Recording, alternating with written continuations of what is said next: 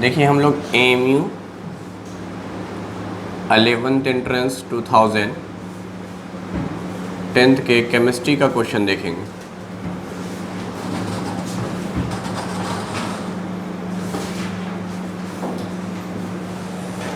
ठीक है,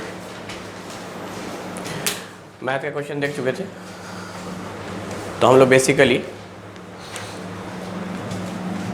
जितने क्वेश्चन केमिस्ट्री के आए होंगे उन क्वेश्चन को डील करेंगे।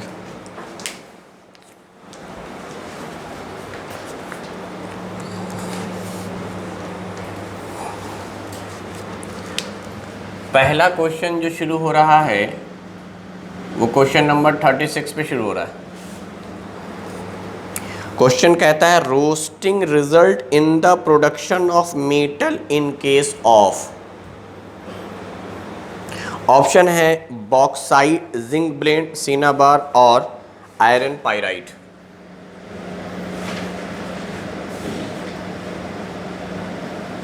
बॉक्साइट, जिंक ब्लेंड,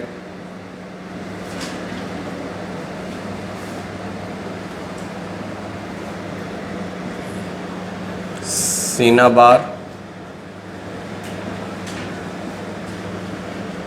और डी है आयरन पाइराइट।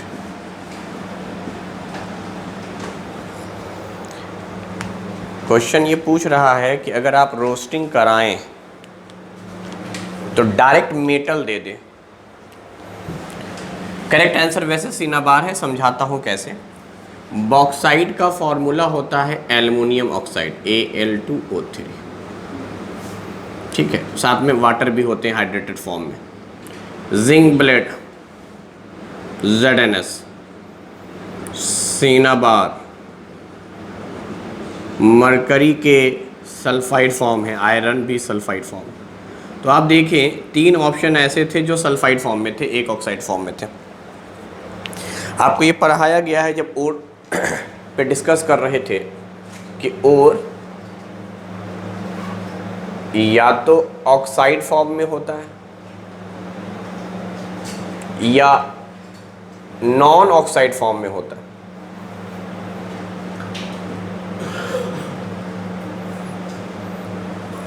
अगर नॉन ऑक्साइड फॉर्म में है तो इसका रोस्टिंग करते हैं या कैल्सिनेशन करते हैं।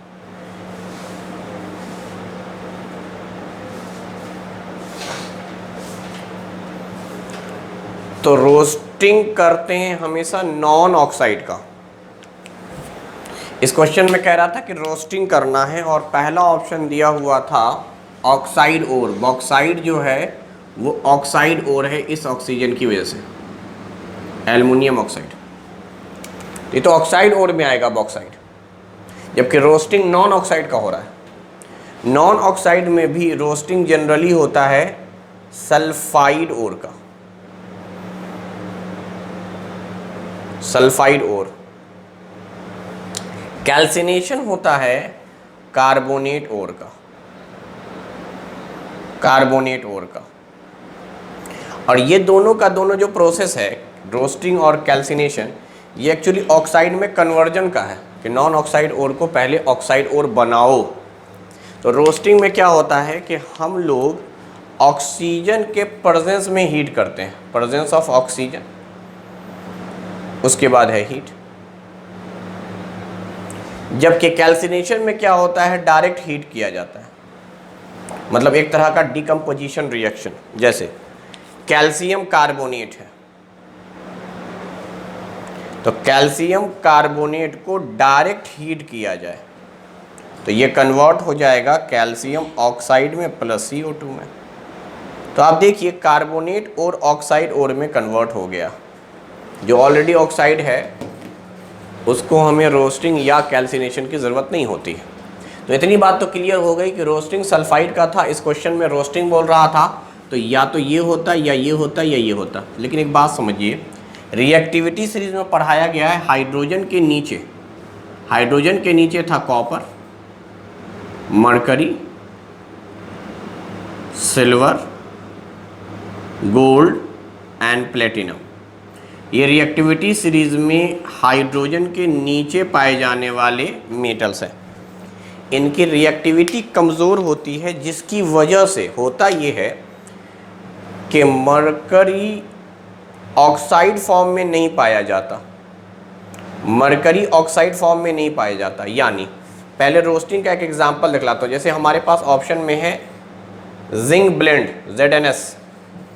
इसको जब आप ऑक्सीजन के प्रेजेंस में हीट कीजिएगा तो यहाँ से जिंक ऑक्साइड बनेगा और साथ में सल्फर डाइऑक्साइड गैस रिलीज होगी। तो sulphide ore is converted into oxide ore. मगर जब आप मरकरी को या सिनाबार को ऑक्सीजन के प्रेजेंस में करेंगे तो एक्सपेक्टेड तो यही था कि मरकरी का ऑक्साइड बने, लेकिन कुछ देर के बाद ऑटोमेटिकली ये कन्वर्ट हो जाएगा मरकरी प्लस ऑक्सीजन गैस में, क्योंकि बहुत कम रिएक्टिव है। मरकरी ऑक्सीजन के साथ ऑक्साइड फॉर्म में रह नहीं पाता है, ऑक्सीजन गैस को रिलीज कर देता है। इसलिए सवाल यही पूछा गया था कि रोस्टिंग कराइए, रोस्टिंग कराने के बाद मेटल मिल जाए आपको। तो ये प्रोसेस बस रोस्टिंग है, रोस्टिंग के बाद आपको डायरेक्ट मेटल मिल गया। तो ये रिएक्टिविटी सीरीज प्लस सल्फाइड और दोनों का क्वेश्चन था और बड़ा अच्छा सवाल था। वरना जिंक रिएक्टिविटी सीरीज में ऊपर है, वो ऑक्साइड फॉर्म में रहता है, और जिंक ऑक्साइड आपने पढ़ रखा है एम्फोटेरिक नेचर का होता है, एम्फोटेरिक नेचर के होते हैं। एम्फोटेरिक ऑक्साइड, जिंक ऑक्साइड और एल्युमिनियम ऑक्साइड। एल्युमिनियम का जो ये ऑक्साइड है बॉक्साइड, अगर मैं नेचर वाइज बोलूं तो ये भी बोलूंगा एम्फोटेरिक नेचर का। These are amphoteric oxide. Iron भी रिएक्टिविटी सीरीज में ऊपर है, हाइड्रोजन के ऊपर है। तो जो हाइड्रोजन के नीचे है रिएक्टिविटी सीरीज में, वो जनरली ऑक्साइड फॉर्म में एग्जिस्ट नहीं करते हैं। तो रोस्टिंग करा के आप ऑक्साइड बनाइए, फिर वो ऑक्साइड फॉर्म में एग्जिस्ट नहीं करेंगे तो अलग अलग हो जाएंगे, अलग अलग हो जाएंगे तो आपको मेटल मिल जाएगा। तो ये है सवाल, यानी रिएक्टिविटी सीरीज के बेस पर हम लोग देखें तो जिंक और आयरन नहीं होगा, मरकरी ही होगा।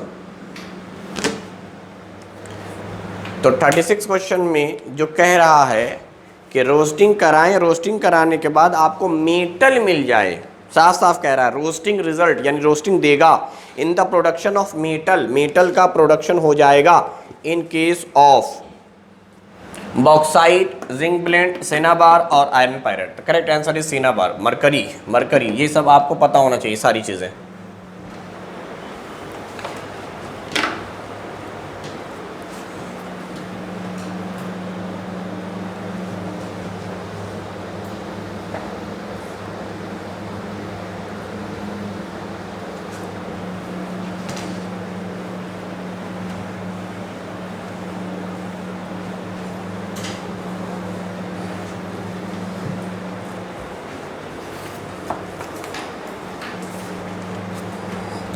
दूसरा 37 क्वेश्चन पे जब आप आ जाएंगे,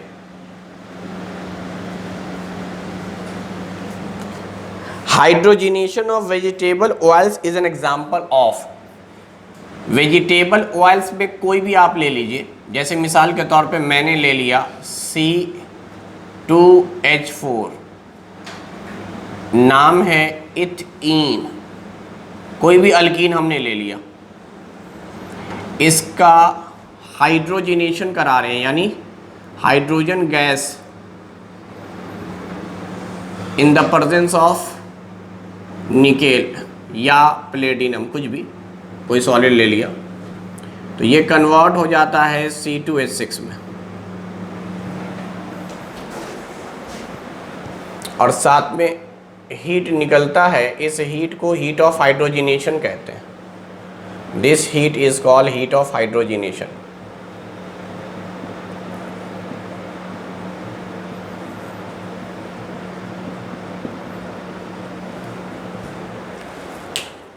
अब देखिए, साफ समझ में आ रहा है कि एक एडिशन रिएक्शन है। This reaction is called addition reaction,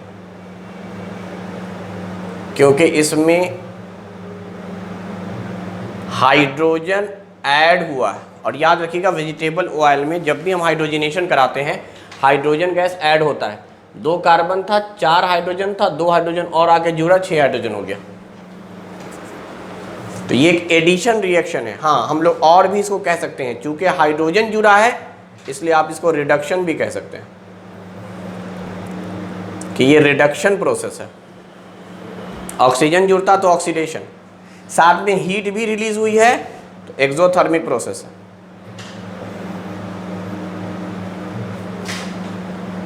तो एक्सोथर्मिक रिएक्शन है,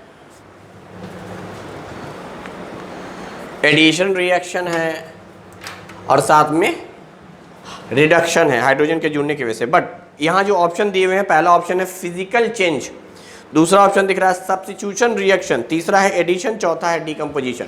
डिकम्पोजिशन में तो डायरेक्ट एक ही रिएक्टेंट ब्रेक करता है, हीट देने पर ब्रेक करके 2 बनाता है, जबकि यहाँ पे तो 2 चीज़ें मिलकर 1 बना रही हैं। ठीक है, तो सब्स्टिट्यूशन तो होगा ही नहीं। सब्स्टिट्यूशन में तो क्या होता है, कोई एक चीज़ आकर एक चीज़ को यहाँ से निकालती है और उसकी जगह पे आ जाती है। तो सब्स्टिट्यूशन रिएक्शंस भी नहीं हुआ, डिकम्पोजिशन भी नहीं हुआ, addition reaction is the correct answer. और ये केमिकल चेंज है, फिजिकल चेंज नहीं है। 38वां,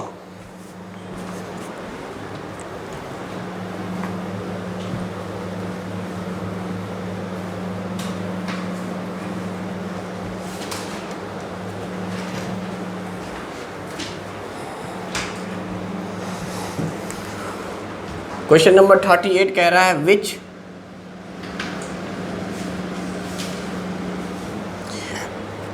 sodium compound contain 10 water molecule of crystallisation. देखिए इसका आंसर ऑप्शन क्या दिया हुआ, baking soda, washing soda. B is the correct answer, washing soda. Washing soda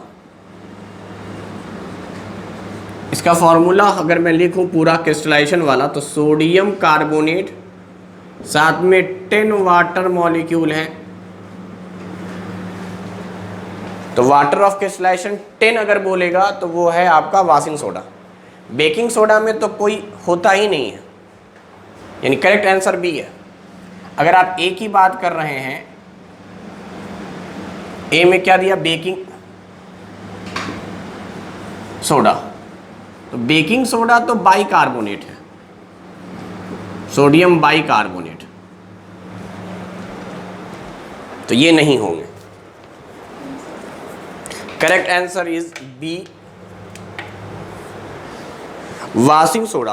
common salt NaCl, sodium hydroxide, चौथा option था NaOH, बेस है। तो correct answer is washing soda, जिसमें 10 वाटर मॉलिक्यूल होते हैं as a crystallisation. 39, the component of which one of the following mixture can be separated by the process of filtration। पहला option suspension, दूसरा solution, emulsion और soul. तो the correct answer is suspension. Suspension, suspension के अंदर क्या होता है, solute और सॉल्वेंट पार्टिकल के बीच में आप देखें अगर पार्टिकल साइज बहुत ज़्यादा होता है, पार्टिकल साइज ज़्यादा होने की वजह से क्या होता है कि आप इजीली इसको फिल्टर कर सकते हैं, जबकि सॉल्यूशन में क्या होता है पूरी तरह से होमोजेनियस मिक्सचर होता है, आप उसको सेपरेट नहीं कर सकते फिल्ट्रेशन से। तो यहाँ पार्टिकल साइज बड़ा हो जाता है, जिसकी वजह से आप ऐसा सोचें जैसे सैंड का पार्टिकल है नीचे और ऊपर वाटर की लेयर है, ये वाटर है और ये सैंड के पार्टिकल्स हैं, सैंड के पार्टिकल्स हैं वाटर के अंदर। तो आप आराम से फिल्टर कर सकते हैं, पानी अलग हो जाएगा और सैंड के पार्टिकल अलग हो जाएंगे। तो सस्पेंशन जो होता है ना, वो हेट्रोजीनियस मिक्सचर है एक तरह का। सस्पेंशन एक हेट्रोजीनियस मिक्सचर है, हेट्रोजीनियस मिक्सचर, जिसको आप सेपरेट आराम से कर सकते हैं, क्योंकि पार्टिकल साइज बहुत ज़्यादा होता है। पार्टिकल साइज मोर।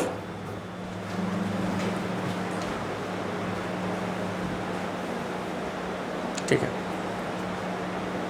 बाकी अगर ऑप्शन में आप देखेंगे, जैसे मिसाल के तौर पे सॉल्यूशन, तो यहाँ पार्टिकल साइज 1 नैनोमीटर से कम होता है, लेस देन 1 नैनोमीटर। इमल्सन एक तरह का कोलाइड है और सोल भी कोलाइड है। लिक्विड कोलाइडल सॉल्यूशन को या लिक्विड कोलाइड को इमल्सन कहते हैं और सॉलिड कोलाइड को सोल कहते हैं। तो इसका मतलब सस्पेंशन ही सही जवाब है। Next question is question number 40, which is not a chemical change. इनमें से कौन केमिकल चेंज नहीं है? पहला, freezing point of water. Correct answer is freezing point of water.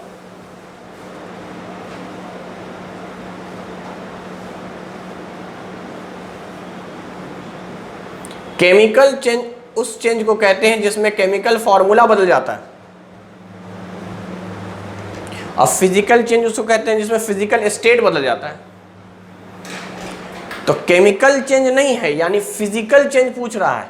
तो वाटर लिक्विड होता है, लेकिन जैसे ही फ्रीजिंग पॉइंट पे गया ये आइस बन गया, तो फिजिकल स्टेट बदल गया, लिक्विड से सॉलिड बन गया है।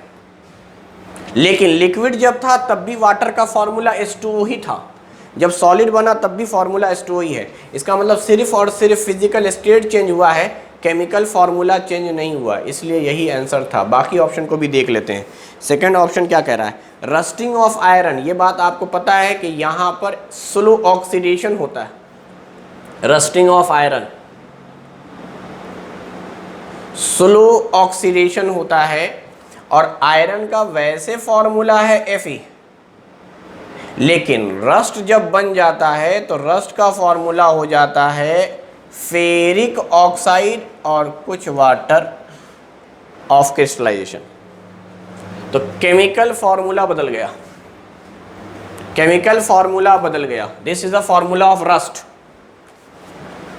यानी इसमें होता यह है कि iron in the presence of oxygen and water react करके बना लेता है रस्ट, ऑक्सीडाइज होकर।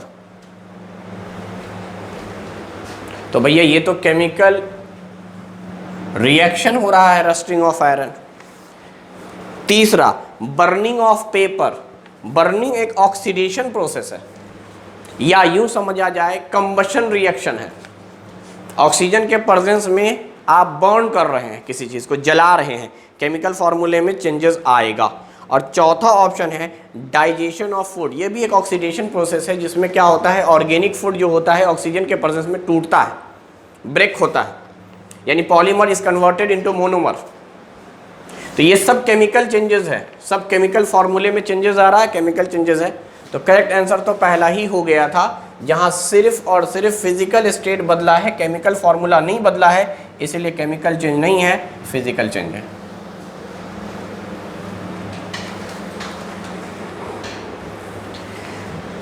क्वेश्चन नंबर 41 अक्सर पूछा जाता है, ये Al2O3 एल्युमिनियम ऑक्साइड या बॉक्साइड इज, ये क्या है? तो इसका जवाब आपको पहले ही दे चुके हैं, amphoteric oxide. Amphoteric oxide. So the correct answer is option D. Option D is correct answer, amphoteric oxide. दुनिया में 7 चीज़ें ऐसी हैं जो एम्फोटेरिक ऑक्साइड बनाती हैं। एम्फोटेरिक ऑक्साइड बनाने वाले जो एलिमेंट हैं वो 7 हैं, जिसमें से 5 मेटल, 2 मेटल ऑइड। कोई भी नॉन मेटल एम्फोटेरिक ऑक्साइड नहीं बनाता है। अब वो क्या है? Sn, Sb, zinc, As, Pb, Al, Be। 1 2 3 4 5 6 7।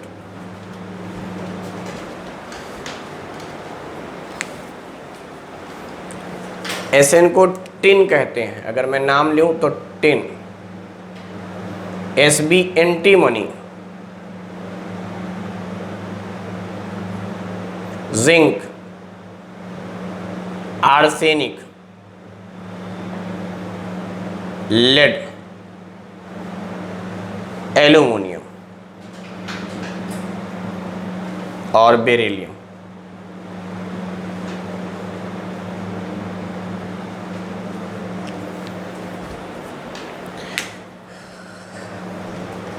जिसमें से दो ही मेटलॉइड हैं, Sb and As, these are metalloids।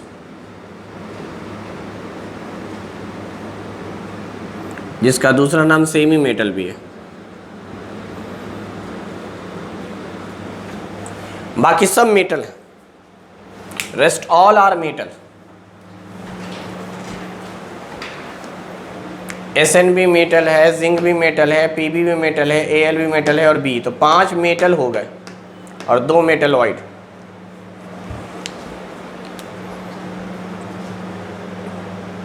Zinc, these are metals।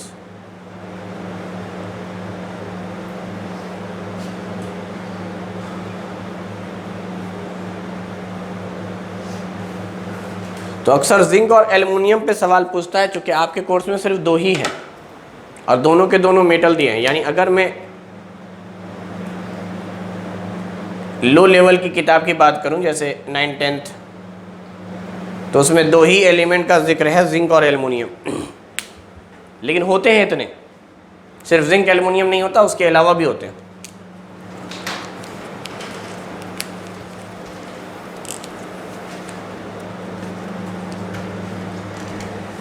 तो इतने एलिमेंट हैं जो एम्फोटेरिक ऑक्साइड बनाते हैं।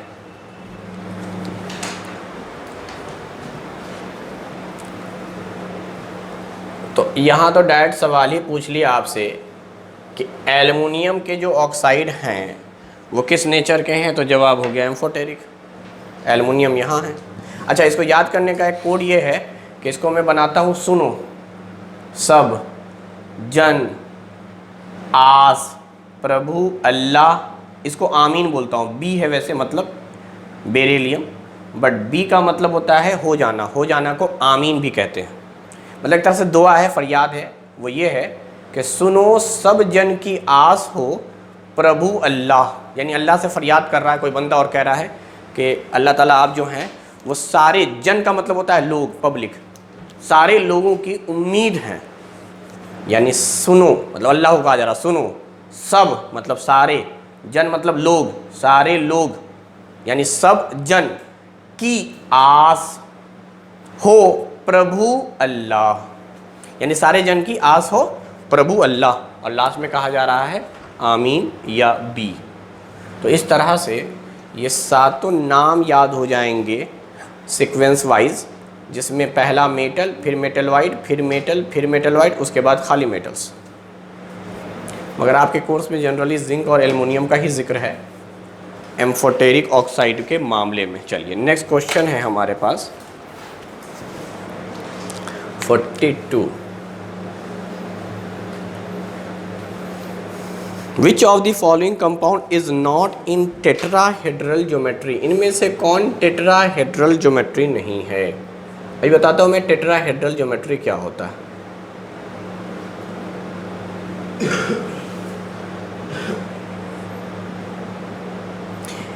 करेक्शन कर लीजिएगा, Cl कैपिटल दिया है जबकि स्मॉल होगा, यानी क्लोरीन है। CH2Cl NCH4।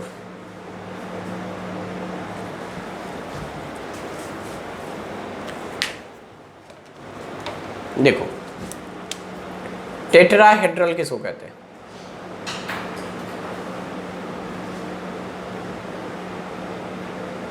एक कार्बन के पास अगर 4 अलग अलग एलिमेंट हो या 4 एलिमेंट हो, अलग अलग की जरूरत नहीं, 4 एलिमेंट हो तो उसे टेट्राहेड्रल कहेंगे। टेट्रा का मतलब होता है 4, यानी इसमें कार्बन है तो हर कार्बन के साथ 4 एलिमेंट आने चाहिए, हर कार्बन के साथ। अगर 4 एलिमेंट आ गया तो टेट्राहेड्रल। इसको वैसे आगे चल के sp3 भी कहते हैं, sp3 हाइब्रिडाइजेशन। अभी बस ऐसे ही जानेंगे sp3 कुछ होता है, 1s 3p, टोटल मिला के 4। अगर मान लीजिए कार्बन के चारों तरफ आप चले और डायरेक्शन 3 ही रहा, कार्बन पे मैक्सिमम 4 डायरेक्शन हो सकते हैं, 4 तरफ बॉन्ड बनावेगा तो टेट्राहेड्रल, 3 तरफ बॉन्ड बनावेगा तो ट्राइगोनल, ट्राइगोनल प्लेनर या ट्रायंगल कह लीजिए। और इसका हाइब्रिडाइजेशन हो जाएगा sp2, यानी s रहेगा ही रहेगा, उसके बाद जितने भी होंगे सब आ जाएंगे p। तो एक डायरेक्शन s का बाकी p का, यहाँ एक s का बाकी p का। आप ऐसे अभी थोड़ा देर के लिए समझें। अगर मान लो कार्बन ने सिर्फ 2 तरफ बॉन्ड बनाया है, पहले 4 फिर 3 फिर 2 बनाएगा तो इसको कहेंगे लीनियर, स्ट्रेट लाइन, लीनियर। और इसका हाइब्रिडाइजेशन हो जाएगा sp, इसका हाइब्रिडाइजेशन हो जाएगा sp। तो आप तीनों बातों को जहन में रखें।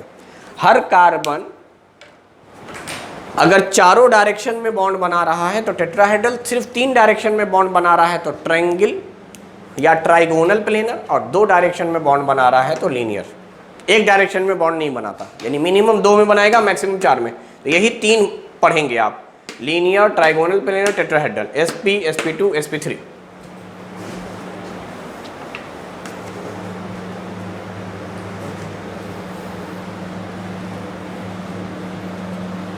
अब बताइए, हर एक कार्बन के साथ बोला गया है और क्वेश्चन में कि इनमें से कौन टेट्राहेड्रल नहीं है।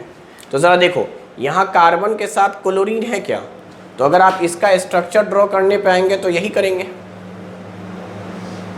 एक कार्बन है चारों डायरेक्शन में क्लोरीन, ऐसा ही कुछ यहाँ डी ऑप्शन में भी करेंगे। एक कार्बन है 4 हाइड्रोजन है, तो कार्बन के चारों तरफ हाइड्रोजन होगा भाई, 4 डायरेक्शन तो दिख रहा है। ये सब टेट्राहेड्रल है। पहला और चौथा बड़े आराम से दिख गया। एक कार्बन थे 4 क्लोरीन थे, एक कार्बन थे 4 हाइड्रोजन थे। चलो सी ऑप्शन पे आते हैं। एक कार्बन 2 हाइड्रोजन 2 क्लोरीन। अच्छा, एक कार्बन है 2 तरफ हाइड्रोजन है और बाकी 2 क्लोरीन, ये भी टेट्राहेड्रल। तो ये तो टेट्राहेड्रल है, ये तो टेट्राहेड्रल है, ये तो टेट्राहेड्रल है। अब आते हैं इस क्वेश्चन की तरफ, C2H4। अब देखो कार्बन कितने हो गए, इसका मतलब ये हुआ कि हर एक कार्बन के साथ 2 ही हाइड्रोजन है। एक कार्बन के साथ 2 ही हाइड्रोजन है, एक कार्बन के साथ 2 ही हाइड्रोजन है। फिर इधर एक कार्बन होगा, फिर इसके साथ 2 हाइड्रोजन होंगे। यानी इस कार्बन के चारों तरफ अगर आप देखिए तो सिर्फ 3 डायरेक्शन में बॉन्ड बनाया, सिर्फ 3 डायरेक्शन में। इस कार्बन को भी देखिएगा तो 3 डायरेक्शन में बॉन्ड बना रहा है। 2 कार्बन थे 2 हाइड्रोजन थे, तो आप देखें ना, हर कार्बन 2 और फिर तीसरा बनावेगा अपने ही कार्बन के साथ, फिर ये कार्बन, फिर 2, तीसरा अपने कार्बन के साथ। अच्छा, अपने कार्बन के साथ जब बॉन्ड बनाता है तो ये डबल बॉन्ड बना रहा है, क्योंकि कार्बन टोटल 4 बॉन्ड बनाता है। डायरेक्शन भले 3 है लेकिन बॉन्ड तो टोटल 4 बनेगा, 2 3 4। यहाँ पर भी 2 3 4, तभी तो ऑक्टेट पूरा होगा, वरना ऑक्टेट ही पूरा नहीं होगा। यहाँ भी अगर 2 डायरेक्शन में बॉन्ड बना रहा है तो टोटल 4 बॉन्ड बनाएगा। हो सकता है ऐसे बनाए, इसमें 1 2 3 4, ठीक है, 1 2 3 4, एक ही तरफ डबल बॉन्ड, बाकी सब सिंगल सिंगल। यानी कार्बन वैसे तो टोटल 4 ही बॉन्ड बनाएगा, डायरेक्शन 3 हो सकते हैं, 2 हो सकते हैं, 4 हो सकते हैं। अगर 4 डायरेक्शन है तो सब जगह सिंगल सिंगल सिंगल बना रहा है, सब जगह सिंगल सिंगल सिंगल। तो अगर आप गौर से देखें तो यहाँ पर कार्बन जो है ना वो टेट्राहेड्रल नहीं है। यहाँ पे जो कार्बन है वो टेट्राहेड्रल नहीं है, ट्राइगोनल प्लेनर है। हाइब्रिडाइजेशन sp2 है। तो करेक्ट आंसर हो गया ये, जो टेट्राहेड्रल नहीं है। सवाल ही पूछा था कौन टेट्राहेड्रल नहीं है, तो स्ट्रक्चर बनाकर बता सकते हैं टेट्राहेड्रल कौन नहीं है। दूसरी बात, हमें पढ़ना है कि अल्केन 3 तरह का होता है। हमें पढ़ना है अल्केन 3 तरह का होता है। एक अल्केन, सॉरी अल्केन कह रहा हूँ, हाइड्रोकार्बन, हाइड्रोकार्बन, या ऐसे कर लो, अल्केन एन की वजह से भी सिंगल बॉन्ड होगा, हाइब्रिडाइजेशन sp3 टेट्राहेड्रल। जितने भी अल्केन हैं सबका शेप टेट्राहेड्रल। अच्छा, अगर अल्कीन आ गया, इनका मतलब डबल बॉन्ड, तो एक जगह डबल बॉन्ड हो गया तो ये बना देगा आपका ट्राइगोनल प्लेनर।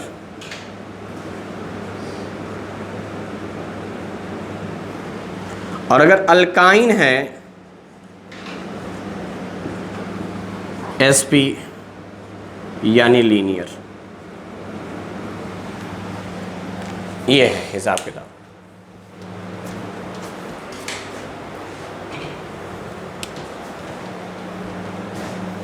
अल्कीन हमेशा टेट्राहेड्रल होंगे, alkyne trigonal planar.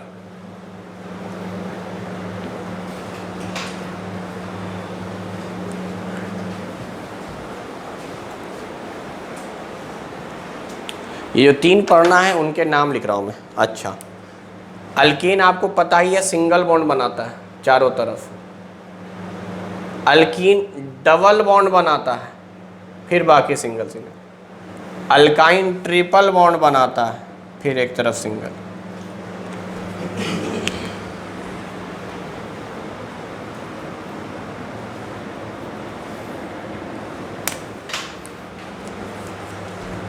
Clear?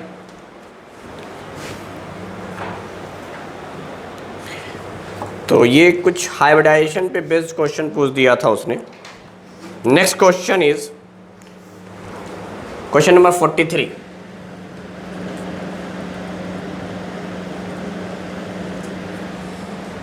Which of the following alkane obtained when sodium salt of propanoic acid is treated with soda lime? बड़ा अच्छा सवाल पूछते हैं। पहले मैं बता देता हूँ क्या लिखा है। इसने लिखा sodium salt of propanoic acid.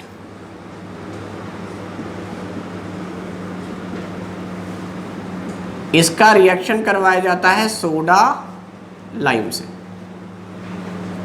तो क्या बनता है, चलिए पहले तो आपको समझना पड़ेगा सोडा लाइम क्या है।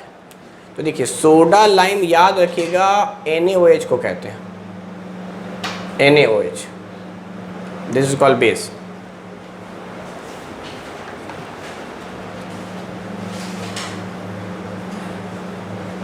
NaOH, सोडियम हाइड्रोक्साइड भी कह सकते हैं आप इसको, सोडा लाइम भी कह सकते हैं।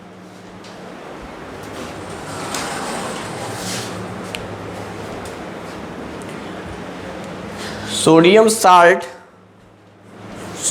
साल्ट की अगर हम बात करें तो इसका मतलब साल्ट का फॉर्मेशन होगा प्रोपाइनोइक एसिड में। तो सवाल ये है प्रोपाइनोइक एसिड पहले क्या होता है। तो देखिए CH3 CH2 2 कार्बन हो गए और तीसरा कार्बन होगा COOH। और सोडियम साल्ट का मतलब हो गया कि इस यही कन्वर्ट हो जाएगा। देखो एसिड में से H हटाकर, एसिड में से H हटाकर आपको लगा देना है सोडियम, तो ये सोडियम साल्ट बनेगा। ये है प्रोपेनोइक एसिड। एसिड में से जब भी आप हटा देंगे H और उसकी जगह मेटल ले आएंगे तो साल्ट बन जाएगा। ये हमारा प्रोपेनोइक एसिड था और ये हमारा साल्ट है।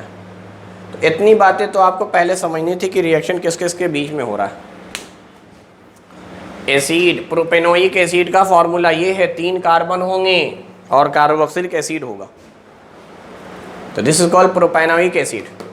इसमें से H हटाकर मेटल लगाएंगे, वो भी कौन सा, सोडियम। तो एसिड में से जब भी H हटाते हैं मेटल लगाते हैं साल्ट बनता है। और दूसरा आपको याद रखना था सोडा लाइम का मतलब NaOH होता है। तो इन दोनों का रिएक्शन कराना है, मैं यहाँ पे कराता हूँ। और बोल रहा है कौन सा अल्केन बनेगा भाई। बहुत ही फेमस रिएक्शन है NaOH।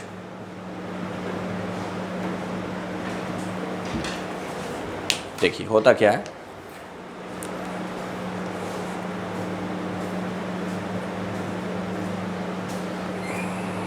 इतना पार्ट निकल जाता है, यानी कार्बोक्स जो साल्ट वाला पार्ट बना है वो, जैसे ये कार्बोक्सिलिक एसिड था, यही साल्ट बना था, साल्ट वाला पार्ट, और यहाँ से NaO, बस H रहने देता है,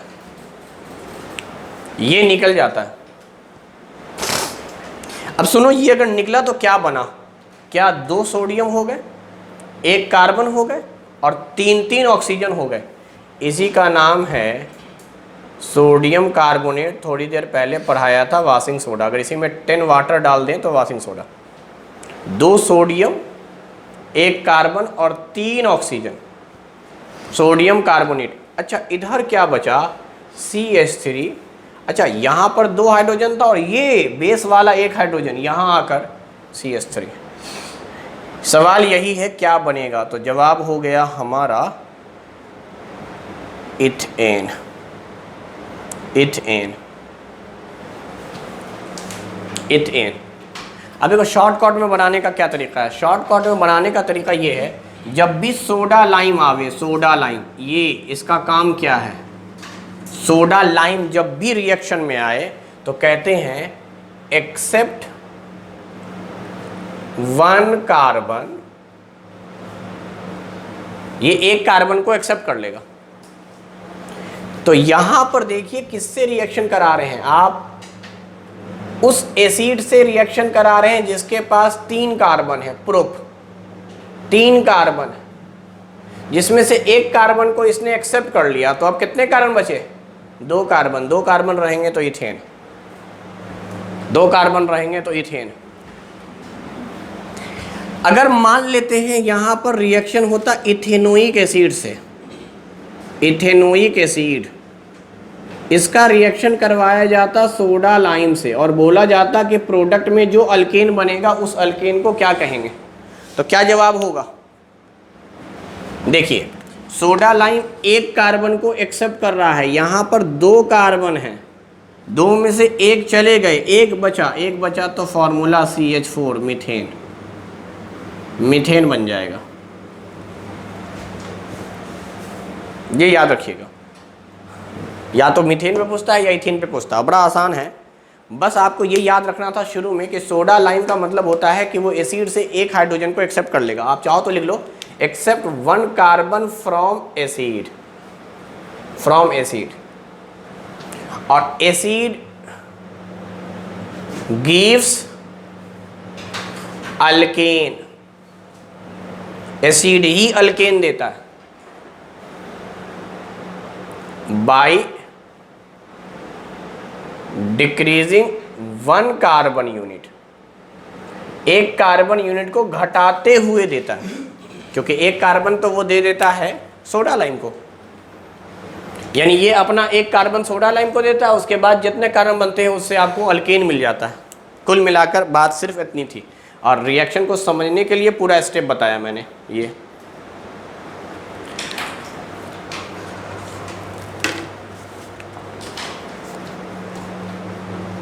तो 43 का सही जवाब है option B, ethane.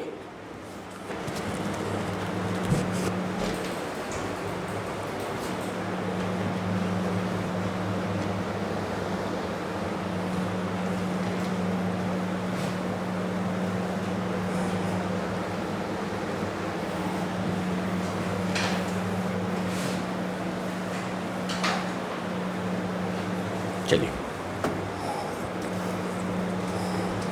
Question number 44, ये क्या कह रहा है, which of the following is acetone, इनमें से कौन एसीटोन है। By first member of ketone is called acetone, formula है CH3COCH3, यानी स्ट्रक्चर अगर बनाए तो ये C डबल बॉन्ड O हो गया, इधर भी CH3 और इधर भी CH3, this is the acetone, CH3COCH3। अच्छा देखिए, क्या हम लोग और बात इसमें कर सकते हैं, अभी बताया था मैंने टेट्राहेड्रल का कॉन्सेप्ट। ये कार्बन टेट्राहेड्रल होगा क्योंकि चारों डायरेक्शन में बॉन्ड बना रहा है, इधर वाला भी चारों डायरेक्शन में बॉन्ड बनाएगा, लेकिन ये जो बीच वाला कार्बन है ये 3 डायरेक्शन में बॉन्ड बना रहा है, एक डायरेक्शन ये, एक डायरेक्शन ये, एक डायरेक्शन ये टेट्राहेड्रल नहीं है। बाकी ये टेट्राहेड्रल, ये टेट्राहेड्रल, ये है ट्राइगोनल प्लेनर, ट्राइगोनल प्लेनर।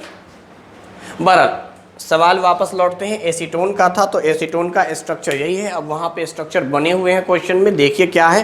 पहला structure hydrogen carbon hydrogen COCH3, पहला ही ऑप्शन सही है, ए इज द करेक्ट आंसर। यही स्ट्रक्चर बना हुआ है CH3COCH3।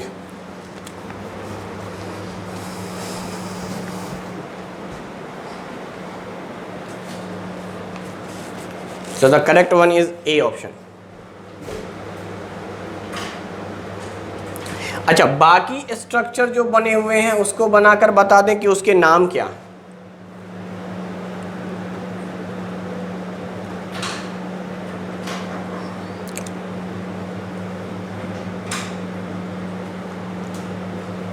देखिए, ये है एल्डिहाइड, हमारा फंक्शनल ग्रुप पहचानना सीखेंगे। This is aldehyde. और कितने कार्बन हैं भाई? तो सवाल है 1 2 3, नाम हो गया प्रोपेन, और एल्डिहाइड का सफिक्स इस्तेमाल होता है अल, तो इसका नाम हो गया प्रोपेनल। या ये आईपीएससी नाम लिख रहा हूं, अगर कॉमन लिखूंगा तो इन दोनों का और इसका, तीनों का मिलाकर लिख दूंगा प्रोप आयन, जैसे अभी एक एसिड पढ़ाया था वैसे ही प्रोपायन, और पूरा एल्डिहाइड लिखा जाएगा। तो ये एक्चुअल में ये है प्रोपायनल एल्डिहाइड या प्रोपेनल। तीसरे ऑप्शन पे आ जाए।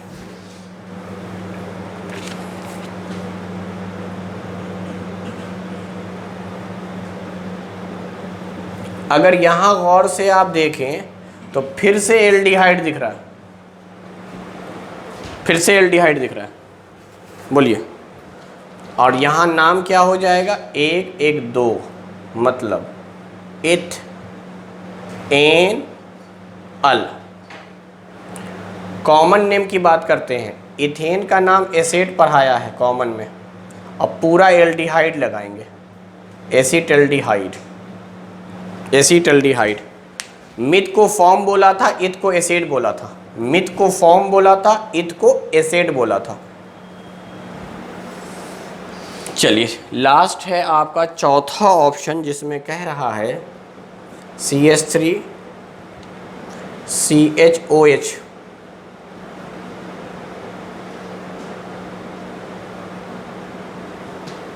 फिर CH3, ये आपका एल्कोहल है, OH एल्कोहल।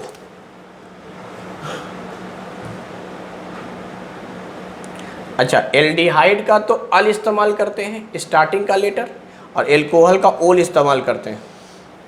तो काउंटिंग किनारे से किया जाता है 1 2 3, या तो इधर से करो या इधर से करो, दूसरे कार्बन पे हमेशा एल्कोहल दिखाई देगा। तो 3 कार्बन का नाम लिखा जाएगा प्रोप एन, साथ में लिखेंगे दूसरे पोजीशन पर एल्कोहल है, तो प्रोपेन टू ओल। चाहे तो आप ना भी लिख सकते हैं, प्रोपेनॉल लिख दीजिए, लेकिन खैर पूरा समझा कर लिखेंगे तो दूसरे कार्बन पर एल्कोहल है, इसलिए आप उसको मेंशन करेंगे। पहले कार्बन पे होता तो नहीं, तो यहाँ फंक्शनल ग्रुप पहले ही कार्बन पे है, यहाँ फंक्शनल ग्रुप पहले ही कार्बन पे, इसलिए यहाँ 1 नहीं लिखा, सीधा सीधी नाम। खैर, तो सवाल तो आसान था आपका एसीटोन पे। एसीटोन पे जवाब पहले मिल चुका था, मैं तो बाकी ऑप्शन को देख रहा था कि बाकी ऑप्शन से हमें थोड़ा सा प्रैक्टिस हो जाए कि क्या क्या नाम हो रहे हैं और फंक्शनल ग्रुप वगैरह पहचान लें। चलिए 45वें नंबर क्वेश्चन पे आते हैं।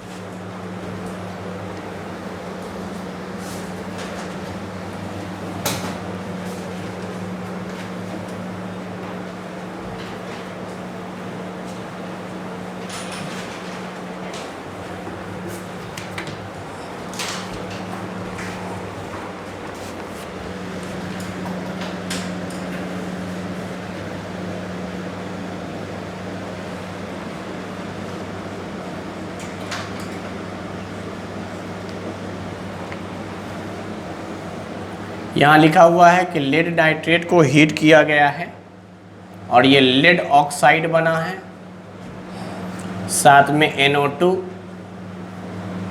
साथ में O2। कह रहा है the above reaction is an example of combination reaction. Combination का तो सवाल ही नहीं उठता, कॉम्बिनेशन में तो कई चीज़ें मिलती हैं। इसका रिवर्स कॉम्बिनेशन हो सकता था कि इन सबको जोड़ेंगे तो वो बन जाएगा, बट ये कॉम्बिनेशन नहीं है। दूसरा डबल डिस्प्लेसमेंट, डबल डिस्प्लेसमेंट भी नहीं है। डीकम्पोजिशन, हाँ डीकम्पोजिशन रिएक्शन है, नाइट्रेट टूटा है, this is called a decomposition reaction. C is the correct answer. Decomposition reaction में ही होता है कि एक बड़ा मॉलिक्यूल टूटता है दो या दो से ज़्यादा रिएक्टेंट स्पेसिस में, तो इसमें टूट गया ये। So the correct answer is C. चौथा है डी। डी है डिस्प्लेसमेंट, डिस्प्लेसमेंट भी नहीं होगा। Next question is question number 46। Law of octave is applicable only up to calcium, जिसका एटॉमिक नंबर 20, मास 40 होता है। Law of octave, law of octave Newland ने दिया था, न्यूलैंड ने दिया था, याद रखिएगा। न्यूलैंड ने 1856 में म्यूज़िक के हिसाब से, सारेगामा के हिसाब से एलिमेंट को सजाए थे, और उसका पीरियोडिक टेबल कैल्शियम तक सही था जिसका मास 40 था। उसके बाद गलत होने लगे थे। उसने टोटल 56 एलिमेंट सजाए थे, 56 एलिमेंट उसने अरेंज किए थे। The formula of plaster of Paris, POP, plaster of Paris का फॉर्मूला याद रखिएगा। प्लास्टर ऑफ पेरिस का फॉर्मूला होता है कैल्शियम सल्फेट, एंड साथ में इसमें जो वाटर ऑफ क्रिस्टलाइजेशन है वो हाफ है। Half is the water of crystallisation plaster of Paris में। एक और चीज़ है जिसका नाम है जिप्सम। कन्फ्यूज़न लोग इन्हीं दोनों में होते हैं, तो अलग से आप नोट कर लीजिए। जिप्सम के फॉर्मूले में भी है कैल्शियम सल्फेट, बस वाटर ऑफ क्रिस्टलाइजेशन का फ़र्क है। यहाँ पर 2 वाटर होते हैं, वहाँ आधा, यहाँ 2। तो जिप्सम के अंदर 2 वाटर होंगे, जबकि प्लास्टर ऑफ पेरिस के अंदर हाफ वाटर होंगे। प्लास्टर ऑफ पेरिस के अंदर हाफ वाटर होंगे।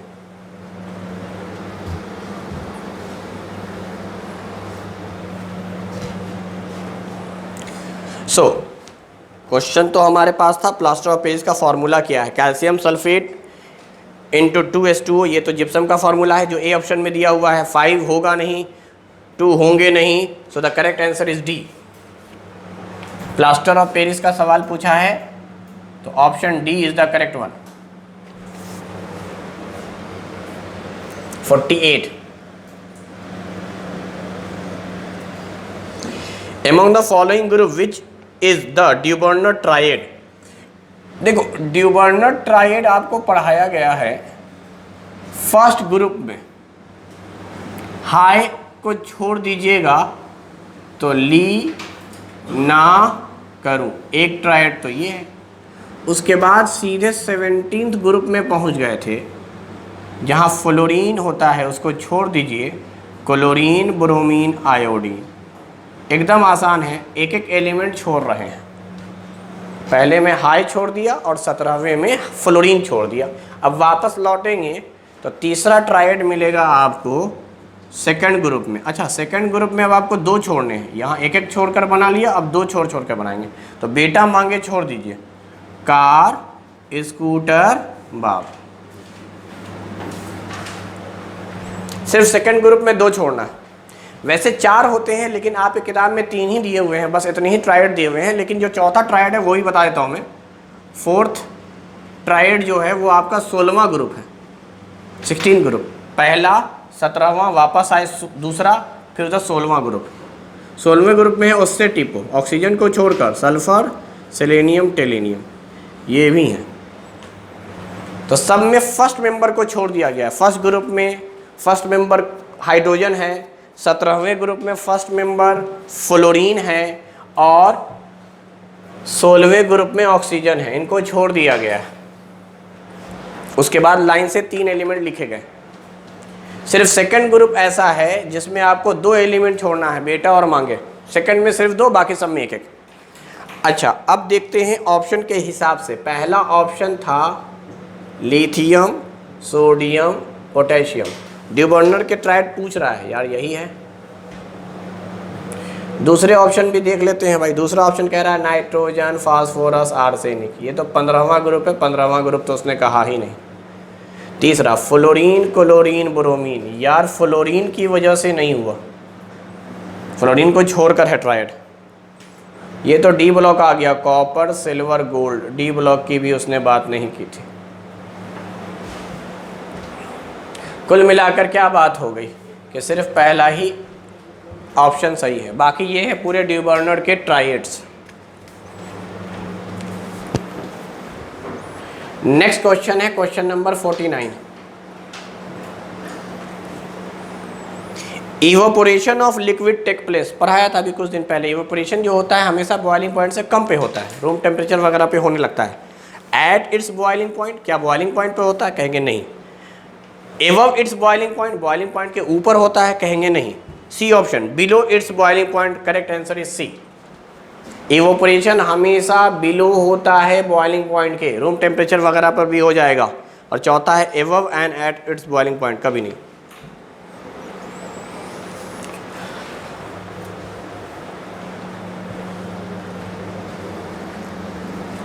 केमिस्ट्री में 2010 के लास्ट क्वेश्चन जो पूछे गए हैं वो क्वेश्चन नंबर 50 पर है। तो ये लास्ट क्वेश्चन है जो मूल कॉन्सेप्ट से आया है।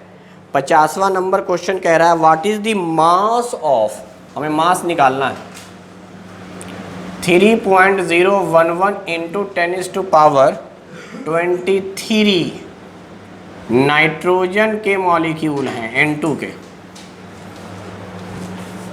यानी नंबर दिया हुआ है, मास पूछ रहा है। अच्छा ऑप्शन भी लिख देते हैं, उसके बाद इसको सॉल्व कर लेंगे। पहला ऑप्शन है 2.8 ग्राम, दूसरा ऑप्शन है 14 ग्राम, तीसरा है 28 ग्राम और चौथा है 1.4 ग्राम। चलिए सबसे पहले नंबर दिया हुआ है, उस नंबर के मदद से मोल निकालेंगे। सबसे पहला काम यही सिखाया था, उसके बाद हम कुछ भी कर सकते हैं। तो सबसे पहले कैसे निकालेंगे भाई, तो मोल ऑफ N2 क्या होगा, गिवन नंबर, अगर नंबर दिया रहता है तो एवोगाड्रो नंबर से डिवाइड करते हैं, मास दिया रहता है तो मोलर वेट से, और वॉल्यूम अगर ST पे दिया हुआ है तो 22.4 लीटर से। तो ज़रा सुनो, 10⁻23 ख़त्म हो गया, ये इधर ले आओगे तो 1/2 यानी हाफ मोल ऑफ N2 है। अब क्या करना है, मास निकालना है 1/2 इंटू नाइट्रोजन 28 ग्राम। यही सिखाया गया है कि मोल जब निकाल लोगे तो मोल की जगह पर रख देना। मोल का मतलब होता है मोलर मास। एवोगाड्रो नंबर रख सकते थे, कुछ भी रख सकते हैं, मोल की जगह पर अब हमने रख दिया जो मोल का मीनिंग होता था। मोल का 3 मतलब पढ़ाया है, नंबर में एवोगाड्रो नंबर, मास में मोलर मास, और वे इसमें वॉल्यूम में 22.4 लीटर। तो अब तो आसान है। सो द करेक्ट आंसर इज 14 ग्राम। यानी आप एक बार निकालिए मोल, उसके बाद मोल की जगह पे रख दीजिए। सिर्फ N होता तो मास 14 रखते, N2 है तो मास 28 रखेंगे। एक नाइट्रोजन का 14, 2 नाइट्रोजन का 28।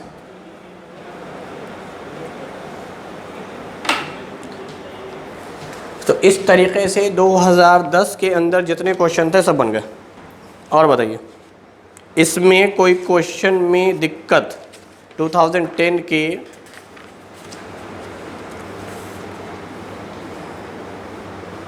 किसी क्वेश्चन में दिक्कत? कोई दिक्कत नहीं।